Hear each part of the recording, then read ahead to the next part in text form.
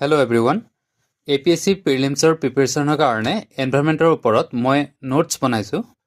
নোটছসমূহ আপোনালোকে কিতাপৰ পৰা বা ইনষ্টিটিউশ্যনৰ ক্লাছৰসমূহৰ পৰাও বনাব পাৰিব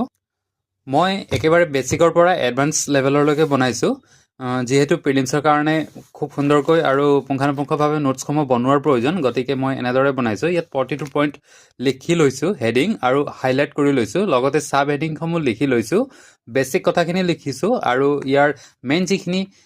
পইণ্ট থাকে সেইখিনি উল্লেখ কৰি লৈছোঁ যেনেদৰে ইক'লজি এনভাইৰনমেণ্ট মানে কি এই গোটেইখিনি ইয়াত হেডিং দি বনাই লিখা হৈছে তাৰপাছত আপোনালোকে ইয়াত দেখিব পাৰিব levels of ecology ecosystem terrestrial ecosystem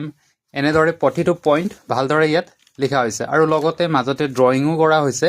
বুজিবৰ কাৰণে এইটো আপোনাৰ গ্ৰীণ প্লাণ্ট এইটো ফ্ল' অফ এনাৰ্জি কেনেদৰে ফ্ল' হয় তাৰ বিষয়ে ইয়াত গোটেই ড্ৰ কৰি লিখা হৈছে এনেদৰে যদি ড্ৰয়িং কৰি লিখা হয় তেতিয়া মনত ৰাখিবলৈ সুবিধা হয় এই গোটেই নোটছখিনিয়ে বেছি নহয় এনভাইৰনমেণ্টৰ ওপৰত খুব বেছি আপোনালোকৰ 50টা পেজৰ ভিতৰত কমপ্লিট হৈ যাব